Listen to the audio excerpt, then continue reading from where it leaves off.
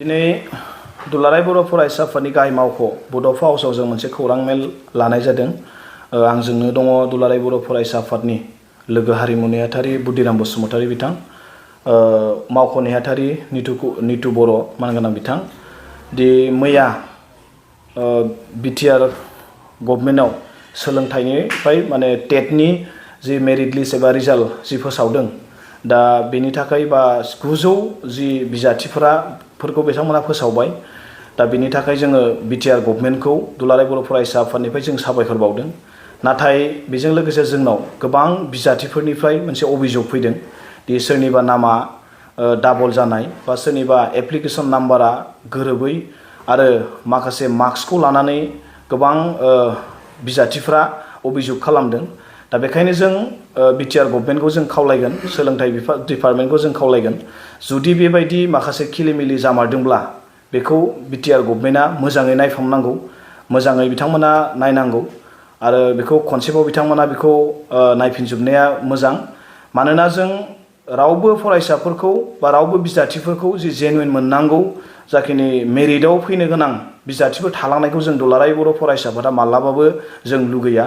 आरो बेबायदि मेरिटआव फैनो गोनां बिजाथिफोरनि थाखाय दुलाराय बर' फरायसा आफादा जों जेब्लाबो खामानि मावगोन। दा बेखायनो जोंनाव जेसेबांखिनि अभियोग फैदों, दा बेखौ लानानै दिनै जोङो बुंबाय। दा बेजों लोगोसे गोबां माखासे अभियोगफोर दंबावो, जों बेनि डाटाखौ जोङो बुथुमबाय थादों आरो बेखौ लानानै जोङो बावैसो समनि गेजेराव बिटिआरनि चिफ मानगोनां बिथांजों जोङो सावरायगोन आरो बेफोर माखासे जेंनाफोरखौ बोस्रांनांगौनि थाखाय राहा लामाखौ जों लागोन।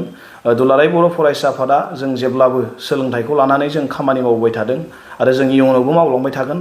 दा बेखायनो गोबां भेकेन्ट पस्ट दङ आरो गोबां फोरोंगिरि गैयै फरायसालिफोर दङ, बेयाव जाहाथे थिसननाया जानांगौ होनना जों गोबां समनिफ्रायनो दाबि खालामबाय थादोंमोन। दा दिनै बियो मोनसे जानायनि लामायाव फैदों। अब्लाबो बे थिसनथाइ होनायावनो दा बेखायनो जों जाहाथे जोंनि सासेबो मेरिटआव गोग्लैनाय जेनुइन जि बिजाथिफोर बे रावबो थालाङा, दा बिथांमोना गासिबो मोनजोबनांगोन। आरो बेबायदि जानांगौनि थाखाय दुलाराय बर' फरायसा आफादा जों जेब्लाबो खामानि मावगोन आरो जों जेब्लाबो साखाफारा दङ। दा बेखायनो आङो जायफोर जेनुइन जि मोननांगौ बिजाथिफोर दङ बिथांमोनखौ खावलायगोन, जों बिथांमोननि थाखाय जों जेब्लाबो दङ आरो बिथांमोननि थाखाय जों जेब्लाबो खामानि मावगोन।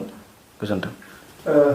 बिटिआर सोरखारा जायफोर फरायसालियाव लांदां जानानै दं मास्टारनि बा फोरोंगिरिनि थाखाय, बेफोर स्कुलफोरनि फारिलाइखौ बिथांमोना बेयाव होदों। नाथाय बेयाव नुदों जे बर' मिडियाम स्कुलानो एसामिस मिडियामनि जानानै फैदों। बेफोरबायदि जेंनानि सायाव मा बुंनो सानो? बेखौनो जोङो दुलाराय बर' फरायसा आफादनिफ्राय जों दाख्लैबाव थांनाय 8 आगस्टआवबो जों रायलायनायावबो जों बुंदों, गोबां माखासे फरायसालिफ्राव भेकेन्ट पस्ट दङ बर' मिडियामाव। जाखिनि दिनै जि होदों बियो थोजासे नङा, आरोबाव गोबां नांबावगौ।